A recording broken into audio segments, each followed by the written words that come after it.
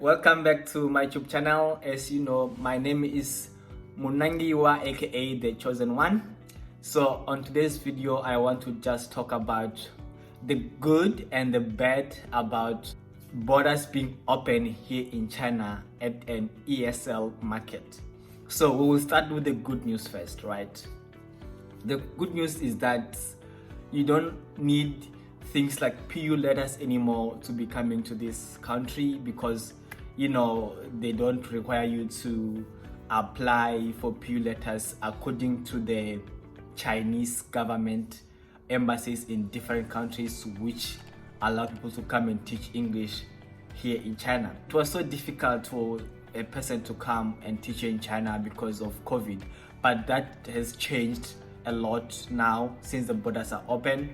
And the other thing is that when you come to China, upon arrival, you don't need to spend so much money at the hotels by being under quarantine. You can just quarantine at home. If maybe you left your country and contracted COVID, maybe in the plane, when you come to China, you can quarantine at home, or maybe they can also take you to a quarantine facility, but mostly they are taking people at home. I have never seen or heard about anyone who was quarantined at a quarantine facility. So you don't need to spend so much money like during the times of COVID, where you had to spend like maybe 14 days at the hotel and spend maybe 7 days being quarantined at home. Nope, that is no longer needed. That is no longer required.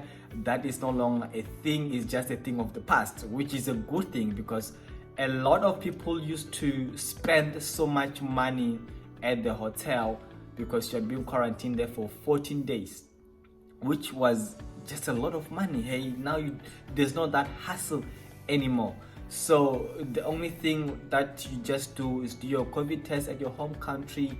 They have to be like 48-hour COVID test, and then when you come to China, you are good to go. If you're negative, you are good to go. So it's just like during the time where there was no COVID, just like 2019. Though I do believe that they will keep on opening things up. The other thing is that when you are coming to China right now, you don't have to produce so many documents that were needed. Like, there's less paperwork right now, to be honest with you. You don't have so many paperwork that you have to do just to come to China. Like, it's much easier. It's like during the time where there was no COVID. It's like before. And the other good thing is that for somebody who is coming here for the first time, you will experience the same thing that us who came before 2019 experienced, like free movement. Though you will need to still wear your mask, you won't have to do COVID test. Another good thing, you don't have to do COVID test when you come to China, like maybe COVID test every day, because those who were doing COVID test at the quarantine hotels, now you don't do those things every day. You just go to your place, your apartment, you just go to your school if you're going to stay at the school, or you can go to the hotel. You don't have to be doing COVID test every day. It was so difficult to be in China during the time when they had so many restrictions, because COVID restrictions, because you have to constantly do COVID test almost every day.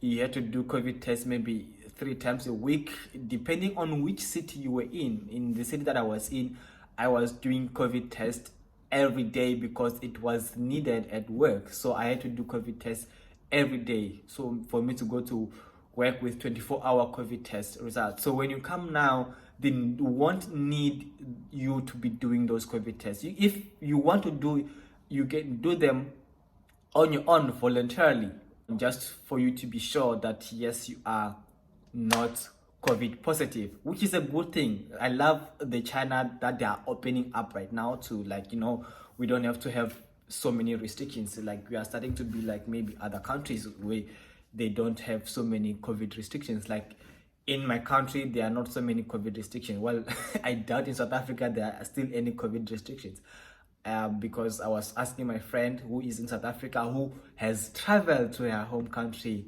because borders are open. So I was asking her, like, do you still wear mask? And she was like, no, mask for what? They don't do that anymore. But when you're in China, the thing is, you still need to wear the mask. You still need to wear the mask where you are in like a public place. You have to wear the mask when you are at the parks, public place like parks, at the mall, at the shopping center, at where can like, yeah, a place where it's necessary for you to wear the mask. You have to wear the mask at the public transport, at the train, at the speed train, at the bus. You still need to wear the mask. If maybe you are using DD, you still need to wear the mask, because you have to protect yourself and also protect the person that are next, or I mean the people that are next to you. So you need to wear the mask. So at work, because this is mainly about the video about ESL market, right? So at work, what you need is that, depending on the school right now, I've seen my friend send me like the requirements at our school, and I was looking at them. I'm like, is this necessary? Because one of the rules says that if you have COVID symptoms, you don't have to go to work. You just have to stay at home and for 7 days, and which is not fair, because you might end up not being paid. And this is what is happening to most schools, because even my school sent me the same thing, like, if you have COVID symptom, don't come to work. If you have, this is the bad thing that I'm talking about right now, right? If you test positive, don't come to school.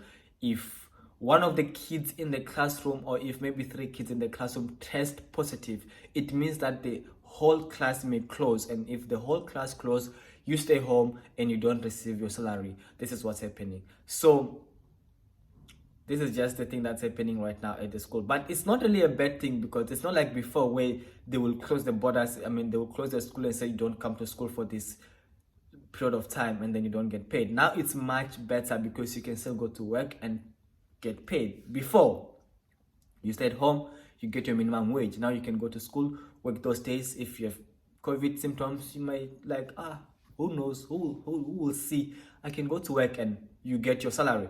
And now let's talk about the bad thing, about borders being open in China. Thing about borders being open, which is not good, it's the salary. Of course, I will start at the salary. The salary, it's dropping. Like, this is not a joke. This is not a joke. The salaries are dropping. It's unfortunate to you if you're in China and you did not try to get a high salary and then stick to your school, because now things are changing. What in isiZulu, what is izo jiga izinto, ngachivenda we say zutuzuko jiga jiga, like really decreased in a way that it's not like before. You know, during COVID times, people were getting a lot of money, a lot of high offers, and schools were not even bothering to check if you meet some certain requirements. They just check you are an ESL teacher, you are in China, they need a teacher, they hire you, because there was a shortage of teachers. But now there's no shortage of teachers, because they can even hire people who are outside China with low amount of money. Because teachers who are in China, though you are expense a lot, schools can think like, why should I hire somebody for 30k RMBs after tax when I can hire 2 teachers who are abroad and pay them 15k RMBs each for the same job that you're going to do. So with salary, this is such a big disadvantage, because they will keep dropping and keep dropping, because there's just a high number of people that want to come and teach English in China. So this means that maybe salaries will go back to how they were before the time of COVID.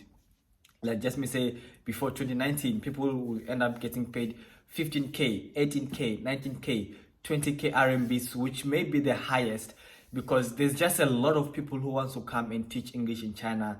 And maybe, let's say you have PGCE, you have SACE, or you are a licensed teacher, you can still be at an advantage, because you can apply at international schools and get good offers and good money, because you are a qualified teacher. But still, the salaries will not be the same as they were before, during the time of COVID. Another thing, training centers have closed. So we are left with kindergartens, we are left with international schools, we are left with public schools, we are left with private schools, right?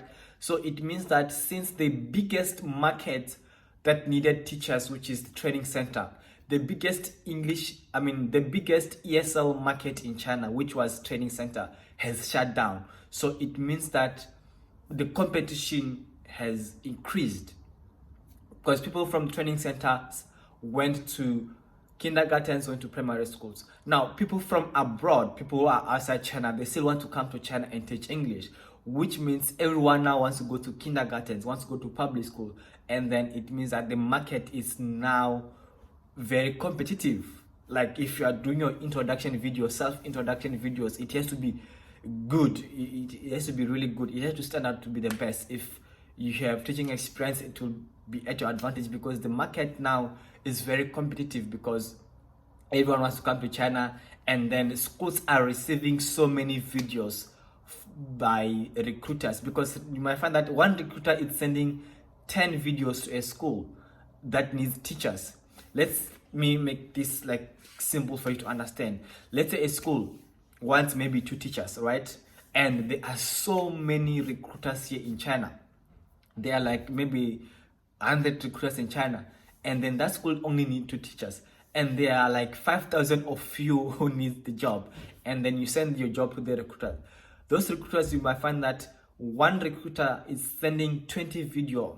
20 is just a lot. Let's say one recruiter is sending 10 videos of individuals to the school, and then other 10 recruiters are sending maybe 10 videos to that school. So it means one school can receive like 100 videos of self-introduction, which they have to go through those videos, and then if they are tired, they can just take your video out, and they will most probably first look for, like I told you, they will most probably look for white teachers, native teachers, American teachers, British teachers, and they will look for teachers who have American accent.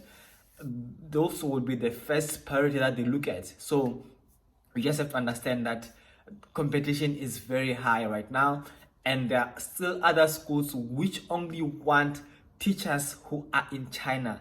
There are schools who only want teachers who are in China. If you are abroad, you should have all your documents ready. You should have everything ready so that they can process your thing and come and teach English in China. So I'm not trying to discourage people who are abroad and wanting to come. I'm not trying to discourage people who are abroad and want to come and teach in China. No, I'm just stating the obvious. Like most schools, they want teachers who are already in China, and if you're abroad, you should have all your documents ready.